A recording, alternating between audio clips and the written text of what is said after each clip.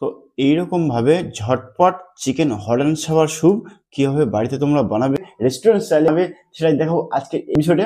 বাড়িতে আমি সে মিলন আর তোমরা হচ্ছে রেসিপি বাই মিলন চ্যানেল। আজকে recipe chicken hot and sour soup.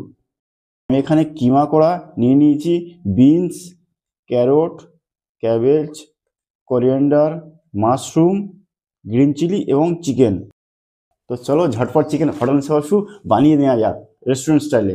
তো প্রথমে চাইনিজ কড়াই তেল দিয়ে দেবো, তারপরে গার্লিক কিমা দিয়ে দেবো জিঞ্জার কিমা, ভালো করে সিজনিং করে নেওয়ার পর বিনস দিয়ে দেবো, গাজর, বাঁধাকপি, মাশরুম একটু সিজনিং করে নেবো, মানে দিয়ে দেবো চিকেন ওয়াটার, বয়েল করা চিকেন দিয়ে দেবো।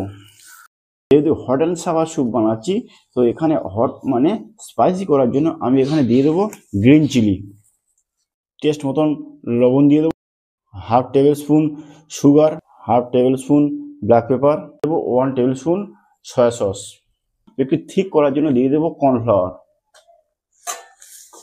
আস্তে আস্তে ডিমগুলোকে ছাড়তে হবে যাতে একে অপরের সঙ্গে লেগে না যায়, তো তখন ভালো একটা ফ্লেভার দেবে এবং দেখতেও ভালো লাগবে।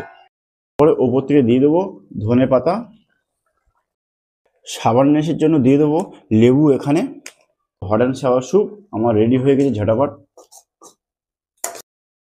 তো এইরকম ভাবে ঝটপট chicken hot and sour soup কিভাবে বাড়িতে তোমরা বানাবে সেটাই দেখিয়েছি আজকে এই এপিসোড।